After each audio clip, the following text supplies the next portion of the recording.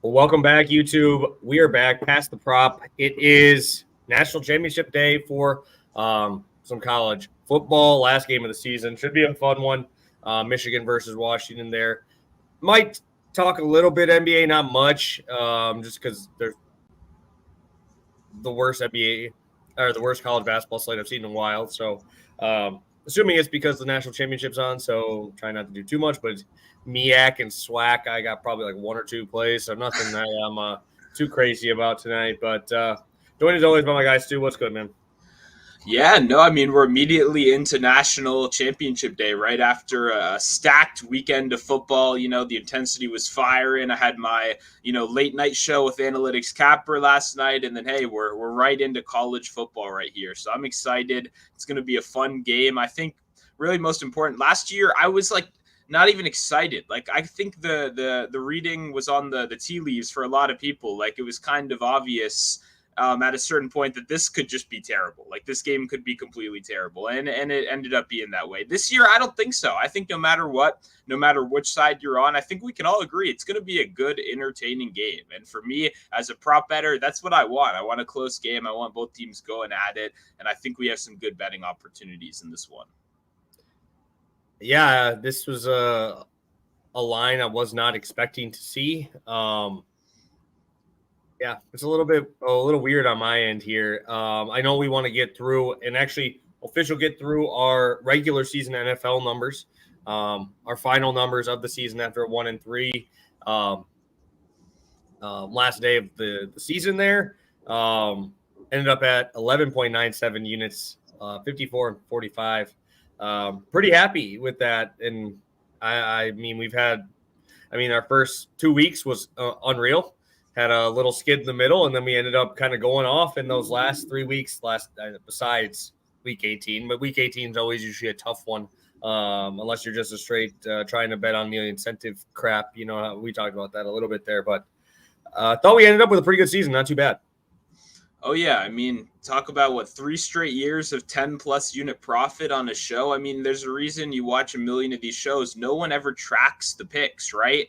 And that's because when you give content, it's harder to just pick 1 or 2 plays you like. For me, I kind of view this show as my VIP. I don't have one of those. So I'm trying my best to get my 2 best plays of the week on this show for you guys. And I mean, it's a skill, right? Picking 2 out of 10, right? I went 0-2 this week and I won money. It's a shit feeling to come on here and say that, but it is what it is. And I'm very proud, obviously, of what we've done this year. And it's not over yet, baby. 11.97. We do have time to add on to that. And after an 0-2 week on the show for me, I'm ready to make up for it. So I'm excited. I think we get to that 15 mark by the end of playoff season.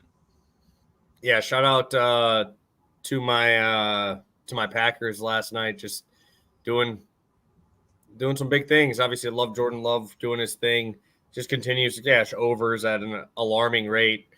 Just love how he just fucking chucks that ball around there, man. I didn't have to see A.J. Dillon run 5-yard runs 27 times straight into the middle. So it was good there. You want to talk about anything from the week before we get into college football? You just want to get it rolling? We're trying to keep this around that 20-minute mark for you guys. Yeah, I mean, I'll just say Jordan Love, CJ Stroud, seeing these young, newer faces come in and, ball out like the way they did. You mentioned Love chucking it downfield and A.J. Dillon not being there. Look what happened. Aaron Jones looked like the star that we know he is against one of the toughest matchups in football. He came in there and he dominated. So for me, that was good to see. I think that Packers playoff game is going to be fun. I mean, longest completion is already on the mind for Jordan Love in that one. I think we're both ready to go. So, man, I don't know. A lot of takeaways. It was a fun week. I'm just ready for playoff season. Give me some of these lines. I'm ready to go right now. Yeah, I really wish we would have got the Lions. I really wanted. I don't want to play the Cowboys. I don't want to play them in Dallas. Fair. It's just brutal. I was really hoping that the Rams lost and we could get that 6 and not have to deal with these Cowboys, man. I'd much rather play the Lions. And I put this in my chat about 20 minutes into the game when the Lions were up 14-0. I'm like, you know what is going to happen? These guys are trying to blow out the Vikings here.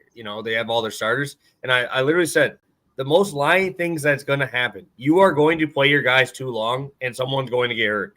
Within 5 minutes of that post, 5 minutes of me putting that in there, Sam Laporta goes out on the fucking cart. Hopefully he gets better. Obviously, the league is we don't want to see those high-end guys go out. Amon-Ra St. Brown had a rib injury, came back in, obviously. But that's what I'm saying, dude. Like, even the Eagles look like absolute dog, dude. I mean, I want Tampa to win that. I don't think they're going to.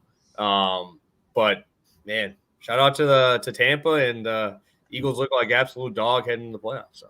Yeah, I'll say I screamed about it last night. A little teaser. Tease Tampa, baby. That's what we're doing this week. Maybe you don't like 2.5. Tease them up. That's where I'm starting all my teasers this week is Tampa. But you're right, man. That was brutal. Dan Campbell, I mean, a guy that was maybe coach of the year a couple weeks ago, has just had a brutal stretch. One, you go for the 4th and 7. You double down on national TV. That fails. And then the next week, for no reason, you had it pretty much locked up. And we're still putting our guys at risk way too long in that game. Now Laporta is likely going to miss this first playoff game. I mean, you saw with the Eagles as well. A.J. Brown got banged up. Hurts got banged up. I mean, it's a tough week for some of these teams, right, when they really did need to put themselves at risk. And, I mean, hey, shout out Dak Prescott as well. They went out there and just did not care about that. They could have rested their guys like 5 drives earlier and just dominated Washington to make sure we didn't fuck up our draft position. It looked like we were trying. We had almost a lead at some point. 10-10, I was starting, right? Yeah, I was sweating. I was like, what are you doing? Like, this is and then they dominated us. That was great.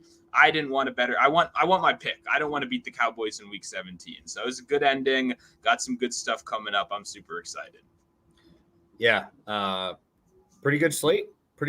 And shout out to the matchmakers here. Obviously, there's really no matchmaking. It's obviously where you landed there, but McCarthy against Green Bay, you get your matchup that everybody always brings up shit. I mean, I hate McCarthy. I really don't think that he's that good. But, I mean, this is going to be – how does that game not score 70 points? Bro, like, all you have to do is throw the football on the Packers. You're going to beat that defense. And then, obviously, you got Stafford in Detroit again. That'll be such a cool moment for them. Shout out me for buying Bucks tickets on Sunday. I'm going to be going to the Bucks game against Sacramento. Starts at 6. Those Packers better be running up that score, be winning, because that game starts at 3:30. I'm gonna be right there. It's gonna be tight, but we'll be ready for it. So it's gonna be a hell of a Sunday for your boy there. We're gonna be locked in on all things Wisconsin that day. The vibes are either going to be really high or really low in that stadium. It'll be very interesting to see. Yeah, it'll be cool. They get the Kings though, so it's like it'll be a fun game, right? Super high scoring. You're gonna have De'Aaron and Sabonis there, so it'll be cool to watch. But yeah, let's get into this game. We'll talk about national championship. If you guys have NBA questions, drop them. I don't know if we'll have too much to talk about it. Like I said, we're trying to keep this pretty short. Line just continues to grow, my guy. It is pretty wide. Right now we have FanDuel giving 4.5 to Michigan and a 55.5 total. I think DraftKings is up higher than that. DraftKings is sitting at 5 and a 56 total. First, I guess, which side are you leaning to here today? If you had to pick a side, obviously we're going to be talking props on the show. Yeah, I mean, for me, it's like I like Michigan, but the line is it's gone a little way. I mean, right now, if you look at it, you can get 4.5, best is -120, like you said on FanDuel. So you're paying a little bit of juice there. It's not the original VIG, obviously. And then you can still get a 5.5 on the other side on ESPN right now for regular juice. So it's kind of like whatever side you like of this game, you have some options. But for me, at the end of the day, from what I saw, I just think Michigan's going to be able to control pace. They're going to be able to control tempo enough for them to be able to secure the win. But the numbers in that kind of ugly dead zone where you could very easily see a 3-point victory, kind of ugly, come down to a field goal kind of situation.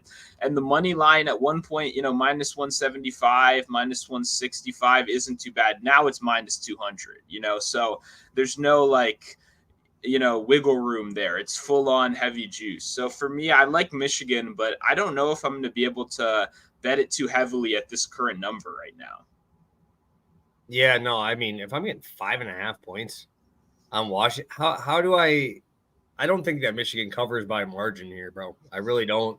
And this is a team that, with a minute left, say they're down 10, Washington can just go down the field on anybody, bro. Like, that's the thing. They have so many big plays it's tough for me to just, avoid that, So I think I would have to go that side. I mean, I think if you're betting Washington, you're betting the over. And if you're betting Michigan, I feel like a lot of people will probably bet the under, even though I just don't understand it. I don't understand where people are thinking an under game is coming here, unless you just think Michigan just holds the ball for 10-minute drives. But I don't know, man. I don't know. I don't know how I see that. I mean, I think the under argument's very fair, just because the simple fact that Washington is a bottom 13 team in the nation in terms of rushing success rate. And sure, their passing defense does look okay on paper, but that's because of the game scripts that they put opponents in every week, right? The pass defense obviously isn't scary whatsoever, but we might not even have to test that, right? It could just be a full-on rushing game. We absolutely know what Michigan wants to do. And for that reason, I mean, if Michigan's whole game plan is going to be don't let Penix throw the ball, control the clock as much as possible, then I think it's very reasonable to see the game end up under, such a heavy number in the high 50s. Yeah, I don't see that shit, man. I don't see it, man. I mean, if your defense if your secondary is that good, I'd fucking load that box and make them freaking. You got to throw the ball on me. You know what I mean? Like, I think Bo Nix is significantly better than JJ McCarthy. You look at some of the dudes that they've played this year; it's significantly better. And I don't even think it's really close, to be honest. So yeah. I want him to beat me. I need him to throw for 300 to beat me today. You have to stack that box. Send it single, one-on-one. Put him on one-on-one islands. You got to send the house, bro. Like, you just have to. You can't just let these guys just walk down the field and beat you like that, because that's the only way that they're going to do it. Yeah, it's just like, can they even do that, right? I mean, I don't know. Like, we saw a much worse rushing attack last week kind of run at will against them, and obviously didn't end up working out with the game script and everything like that. But every rushing play for Texas looks so incredibly easy, right? And I mean, that's not necessarily their most comfortable point of attack, right? So, and a team that Michigan that wants to live in this zone, I obviously everyone in the world knows that Michigan wants to run the ball, but that was also the case against Penn State. That was also the case against Ohio State and some of these other tough matchups, and they've still, been persevering. And at the end of the day, it's like, do you trust JJ to make like one throw a game? Like, what we need one big throw from JJ if you trust Michigan, and I do, and maybe a lot of people don't. I think he's capable of stepping up for that one big play, because like you said, there's going to be tons of one-on-one man coverage opportunities right here, because you need to make Michigan prove it to you. And I think at a certain point, I think he may rise to that occasion and surprise a couple people. I don't think it'll be consistent. I'm not saying he's going to crush anyone tonight. I'm saying you need one big throw to keep the defense honest, and I think he can do that. Yeah, I don't know. I don't trust him at all. At all. So all I had to see was that first play of the game last week. Bro fucking throws it right to a dude. Just throws it right to, so it turns it over. You turn the ball over here, you're down 14, you're fucked. Because they're not going to stop. They're just going to keep putting points in. That's the thing. I don't think this Michigan defense is going to stop them at all. I know everybody else loves Michigan and wants to, keep backing them and keep pushing this line, but fuck. All right, let's just start talking. We'll get into some props. I think we'll probably agree on a lot of these points. So I'll let you start us off. Yep, I'm going over to Polk, 50 receiving yards. We cashed his longest reception in the last game, and if you're in my Discord, you've cashed probably his longest reception a couple times so far this season. A guy that was the wide receiver 3 on this team. I mean, in terms of production, you could argue, I mean, obviously McMillan has had the injury stuff, but when I watch this team play, I mean, I think Polk, whether you want to call him the wide receiver 2 or 3, he has a very distinct role. He's the downfield kind of yardage man. He has a lot of explosive plays.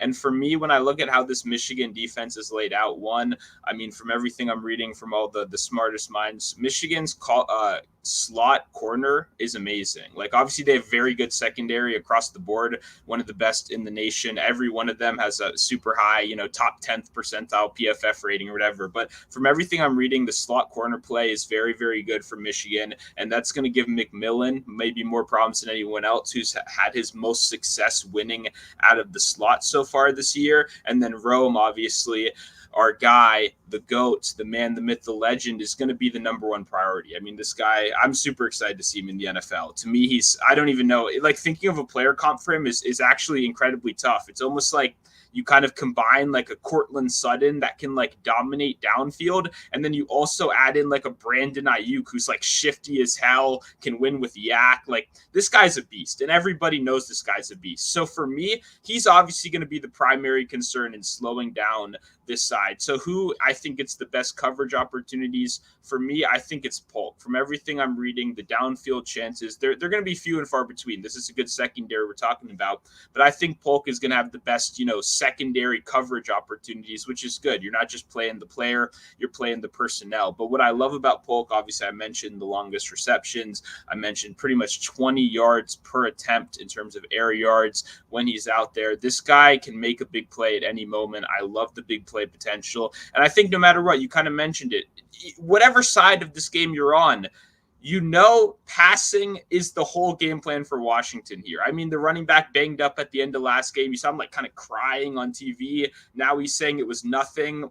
I saw you out there in pain. I don't think it's nothing. So for me, it's all about the passing. I think we're going to see 40 pass attempts in this one. Obviously, the main guys are going to eat, but when you look at Polk, I think he stands out. Another reason I played this is the line value. You can get this at ESPN for 114 right now. It's minus 130 on DraftKings and minus 138 on FanDuel. So you're essentially, his main yards is 55 across the board. So I'm getting a 5-yard discount right here. And on ESPN, you're not even paying the juice for it. You're still getting it at minus 115. I don't mind it at the minus 130 over on, DraftKings as well, but it's very important to get that, best price possible. And it saves you 6 yards in the meantime. So I think there's a lot of reasons to like Polk in this one. I love the big play potential. He had 2 rough games at the end of the season. Every other game beyond that, I mean, spectacular. He's done it with McMillan over these last couple weeks. He may be the wide receiver 3 in name, but look at that production, man. He stays involved, very talented. One last NFL showcase right here. I think Polk gets it done.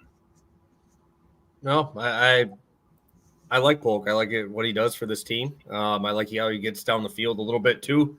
But also you can run him in the screen game. We've seen him run that little bubble screen. And I've been betting a lot on Penix this year, and I'm going back to him again in this exact spot.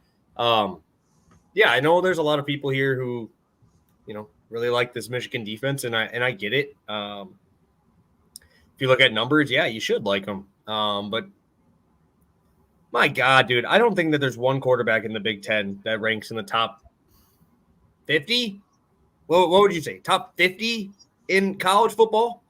Like it might be worse than 50, actually. Like we said it before the show. Like Tulia is not a top 50 quarterback, right? I mean, McCord went to fucking Syracuse. Not obvious. Like if you're a top 50 quarterback, you don't leave Ohio State for Syracuse. You know what I mean? Like Drew Aller down in Pennsylvania or Penn State. I'm not a Penn State fan whatsoever. I faded them a ton so far this year. So I agree. I don't think that it's been one serious candidate on the schedule this year. Yeah, and I mean, we just saw, the Ohio State, but they had to go to Michigan in that spot, right? It's not like this is a completely, obviously, neutral site. You're playing mano-a-mano. There's no advantage on either side. And if I have to take this spot with an offensive line, like Washington has, I'm not worried that much for – like if they had an insane pass rush and I'd be worried like they have an Aiden Hutchinson on the outside that just, game breaks, it's going to be hard to do that here. I really think it's going to be hard to do that, especially when you have 3 bona fide nice wide receivers, like good college football receivers. You have 3 of them, right? Then you go to when they played Ohio State, Marvin Harrison Jr., right? Marvin Harrison, obviously a first-round pick. I mean, Odunze is going to be a first-round pick, right? I mean, it's right there. Marvin Harrison's the only dude you had to worry about, and you still let him go for 116 and a touchdown, right? So it's like that's the only guy. Kyle McCord looked at him every single time, and you still couldn't stop him from putting up 100. That's why I don't know why everybody's just like full fade of Dunes, right?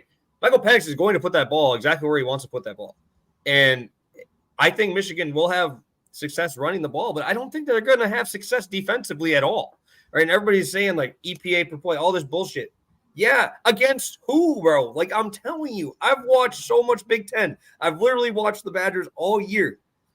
No quarterback has impressed me there. And then you turn on this, Pac-12, you turn on SEC, and it's just like the quarterback play is unreal when you go to these other spots. And it's like, this is a completely different type of game. Like, these guys are going to spread you out.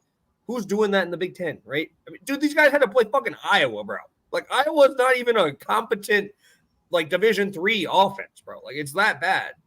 And I just don't understand how we can put Penix and keep betting him down. It just keeps getting bet down. I'm like, if we're going to keep going down, I'm going to play it at this point. I did not think 290 was even going to come into the question.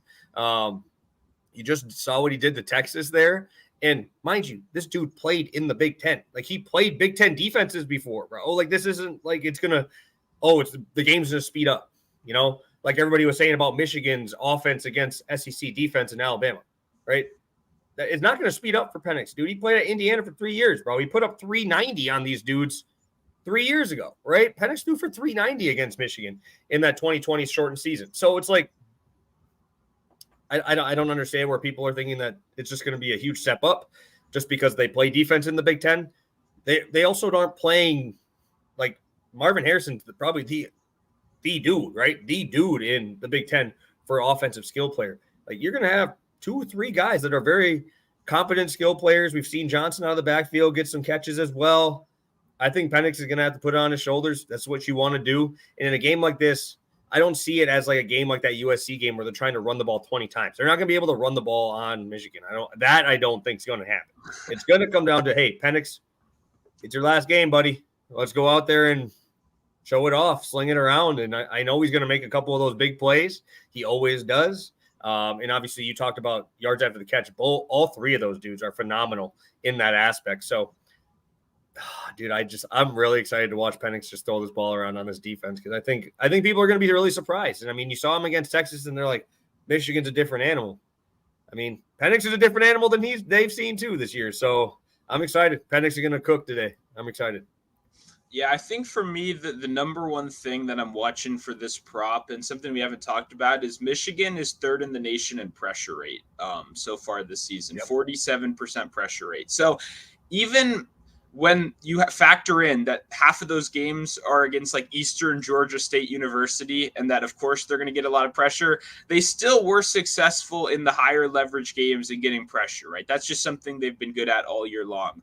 Michael Penix has not been good under pressure so far this year. When you look, I saw a PFF guy had his numbers for when he's moved off of his spot and he has to throw on the run. He's like 9 for 39 so far this season for like 82 yards, when every other Heisman, blah, blah, blah, when they're moved off their spot is like quadrupling, demolishing those numbers. It was pretty like recognizably bad. And what it all comes down to at the end of the day is he's playing behind an offensive line that's allowing like a 2% sack rate. It's the best offensive line in the nation. So it's really a battle of lines for me. And I have no clue who's going to win that battle is my problem. Like, I really don't. I think Penix is going to be kept upright for enough of this game to like cook and get this number. But like, I don't know, you know, to the extent of how much the pressure is going to affect him, right? I don't know, being in this kind of ugly, you know, grimy game. Because like you said, he has done it. It's just been a couple years ago. So for me, I think a lot of this is going to be like live betting. Like I'm really going to be curious for the first 2 drives, how comfortable Penix looks under pressure. Maybe they drop that line a little bit if we see a couple errant throws. I'm not sure. But for me, I think it's probably a live betting opportunity just because I want to see how those kind of lines battle it out in person. Yeah, no, and I was waiting for someone to say that, like on Twitter or whatever, just say, oh, you haven't played a Big Ten defense. Well, bullshit, bro. He fucking has. Like, he literally played there for 2-3 years and was perfectly content. Dude, I was looking at his wide receivers when he was throwing for 350 a game on Indiana. It was for goalie, bro. That was his number one receiver. Like, come on.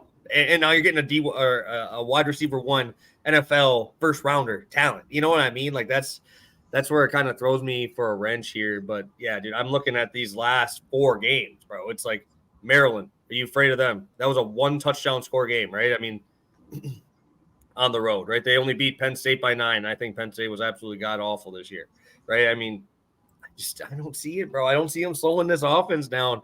And I get the pressure and all that stuff, but I don't like that offensive line was so good. Even against Oregon, and Oregon blitzed a ton in that game, just blitzed them a ton. And Penix was still able to find a way to find those dudes in open spots. And I love it because if you ever just watch like Tua's, like the Tua when he had that camera on his thing where he's just throwing that ball before the dude's out of the break, Penix does that same shit. And I fucking love watching that, man, where it's just like the guys, Not even if it's breaking, that ball's literally right on his hands. And it's tough to stop. Doesn't matter how fast you get to him. If that ball's out of his hand already within 2 seconds and the guy's not even turned around, it's tough to beat that. Yeah, I would say Penix, it'll be interesting to hear the offseason discourse. Like, he's one of the more interesting products in the sense that, like, he's older, had some injury concerns in the past. But, I mean, watch all these guys. Who has a better deep ball than him? Like, maybe, like, May has maybe, like, one this year against, Gremling State University or whatever. But, like, I don't know, man. Penix, like, it's special. It's special. And I'm very curious to see how that translates to the NFL. But I agree. I think the amount that he's kind of being devalued is very interesting because that number opened, 300. And now we're down, almost 12 points. So I agree. I like the over right here. All right, Stu, finish us up here. Last play of the show. 43 of you guys live in here. Hit that like button, please. We appreciate it. I know we're on it's not a normal slate for us if we're going to, usually going to NBA and all that, but it's championship Monday here. So if you could hit that like button, we really appreciate it. Stu, last play. Yeah, and I don't mean to toot my own horn, but I've absolutely demolished the championship game in each of the last couple of years. I'm pretty sure I've had a full sweep in back-to-back championship games. So, hey, not saying that's predictive of what's happening this year, but I love this game. I love the championship every year. And I like Corum to score the first Michigan touchdown in this game. That is plus 150 on DraftKings. I got it plus 160 like 30 minutes ago, so it's already down. I have a feeling it's going to keep on going down. Guys, people are betting 2+ touchdowns at plus 110 now. That is the standard market across.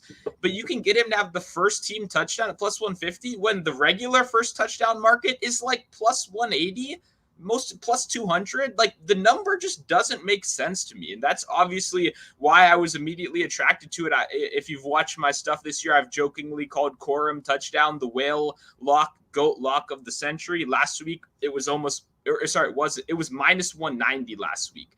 And that was disrespectful. And the bookmakers completely, like, it was a terrible line. It was an awful. I know when you see juice, it should have been minus 300. And so a bunch of people like myself hammered that line, and obviously they made up for it. It's like minus 380 everywhere. So, like, I think he's going to score a touchdown, but is there any value in that number at this point?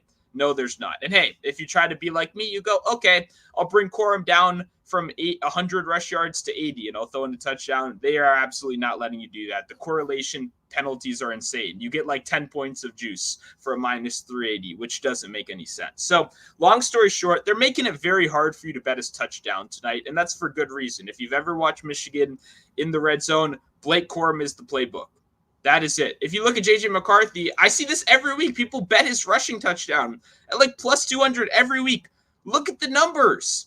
He never has rushing touchdowns, ever. And I know he's a mobile quarterback. It makes common sense. They're going to run some read action. No, they don't do that. The playbook is give the ball to Blake Corum. A lot of people misunderstand what Blake Corum is. A lot of these new running backs that we've seen excel recently, the Bijan Robinsons, the Kenneth Walkers. These guys are boom or bust running backs. They find an edge. They destroy you outside. Blake Corum is more of the throwback Alabama championship running back. He's a grinder. He's going to take you. He's not a home run hitter. We've got a lot of home run hitters in college football right now. He's not. He's a grinder. He's going to give you that 20 carries, 3.9 yards per carry. It's going to be a little bit ugly, but he's going to get the job done. If you look at the explosive rush rate, I mean, it's not been spectacular, but if you look at his efficiency in third and short and goal line situations, he's blowing people out of the water because not only is he spectacular in those situations, he's running behind maybe the second best offensive line. Obviously, they had some injuries and stuff, especially at the tackle position. That's going to hurt. This is still an extremely strong offensive line he's going to be running behind. I think this is just a misprice. I think it should be plus 100 even right here. I think the fact that we're getting this kind of value is pretty insane. I think we're going to get multiple opportunities at it right here. Like I said, if you find more creative ways to play Corum touchdown, let me know. I think the regular pricing is pretty rough. The 2 touchdown pricing is even worse, in my opinion. I think it's going to be a high scoring game, but plus 110 for 2 touchdowns is never a bet I will ever enter. I guess in the time being, at least, until I can think of an insane situation. So for me, it's trying to get some, Corum touchdown involved. I think this is a very good way to do it at plus 150, and I don't think this price makes it to game time. Yeah, no, it's a good way of switching it up, good way of making sure that you get the the best value for what you're betting. I mean, it's pretty wild to even see McCarthy throw for 2 touchdowns last week. It's just like, oh, that's an anomaly, bro.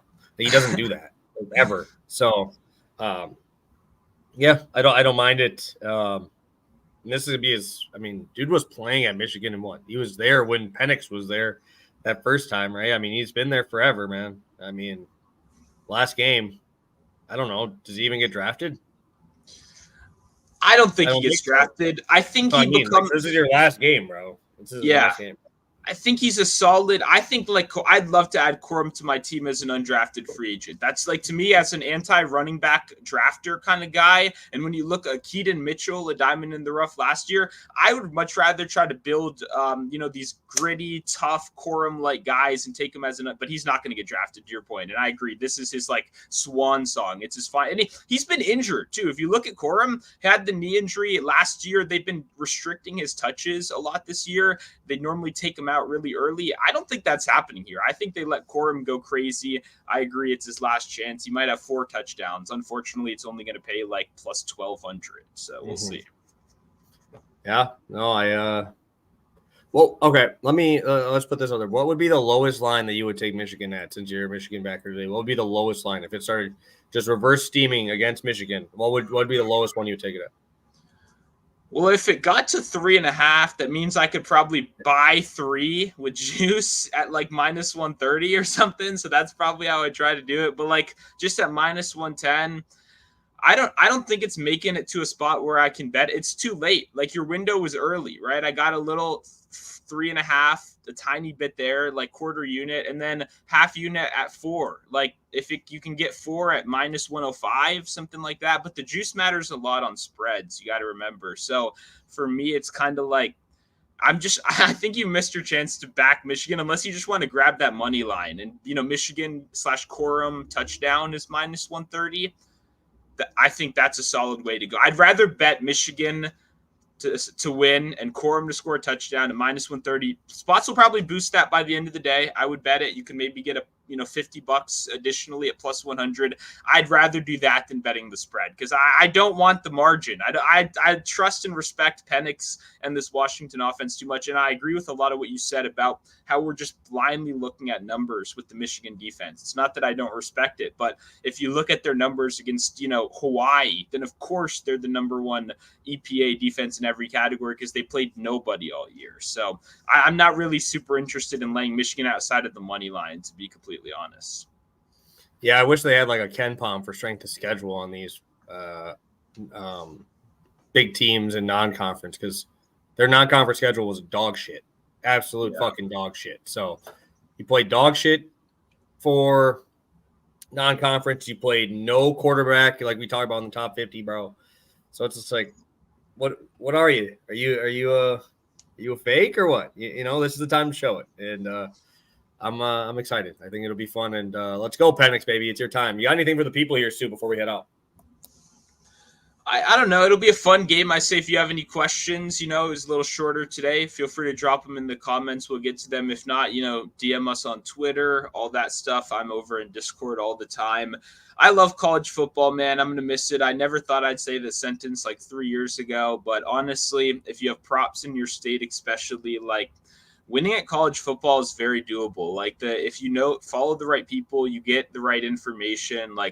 I'd strongly recommend you join in, me and PPS on the journey next year because the props are really fun and they price them like it's the NFL and it's not the NFL at all. And there's a lot of good opportunities. I mean, for me, it's been longest completion, longest reception stuff over on ESPN and now FanDuel who has that, but a lot of fun stuff. I see Kyle asked about O'Dunes as well. I'm going to be betting on him today in some way. I can just let the cat out the bag. I'm thinking I go 70 receiving yards and Corum 70 rush yards. That was minus 125 earlier. I think it got juiced up a little bit more, but something like that is probably what I'm going to do because the OG number is a little high. If we get receptions as well, I think to combat the pressure, we get a couple easy check downs near the line of scrimmage, let the yak work as well. So I just want to say I do like him, but I'll probably be looking at a same game parlay is how I play him.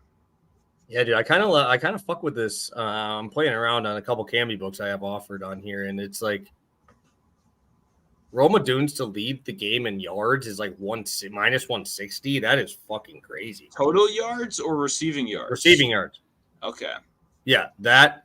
And I can get plus 130 on 6.5 catches, minus 150 on that 5.5. I might just play those as well. But yeah, I mean, I'm looking at these Camby looks just crazy. I don't mind it. I like that. Do you have Corum to lead the game in rushing yards on Camby at a price there? No. Because so. I played. I'm still deciding if I'm going to give it out officially because I don't like giving out. Oh, I do have it. Yeah, I do have it. What is it? Minus 290. Okay. I played minus 270 on FanDuel earlier for a unit. So 2.7 units to win 1 unit. I know most people hate doing stuff like that.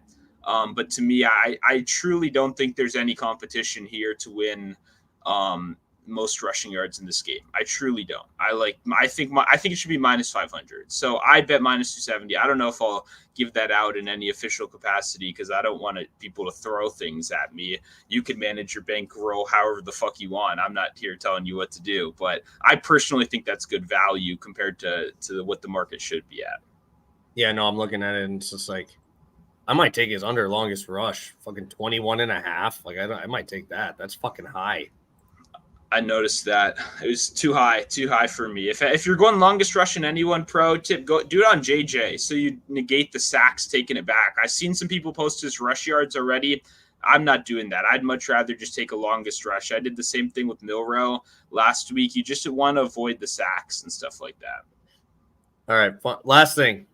What do you think Corum's rush attempt line is at right now? I already know it's 21.5, right? I'm seeing 23. Oh, wow. It was 21 when I looked at it. Okay. 23.5, minus 117. It's because I want to go attempts, not yards. Because if you look at his game log and what I said earlier, like he's not a home run hitter. He's a grinder. But 23 is a lot of fucking attempts. It really is. Like that's a lot, you know, like but you would need 24. 24, yeah. 24 attempts. Crazy. Yeah. But I like the worst part, if you put a gun to my head and you say you have to bet the over or the under, I would bet the over probably. Even knowing that one, you can still get better than that. Camby has like you can get 22.5. I know for sure on ESPN right now and probably DraftKings. So like, or not DraftKings, they don't do that. Maybe somewhere else had it. I don't know. I was looking at Pickett, but that like, I don't know. That's insane. 24 rush attempts for any running back at any point is kind of crazy. Corum has 13 less rush attempts than completions for the entire team for Michigan this year. That's how it's what I'm saying, bro. Just fucking send the house. Let's go, Washington. Let's win this motherfucker. Hey, there you go. All right, Stu. That is all. A little quicker today. Not a huge slate. If I had college basketball, I'd give you some.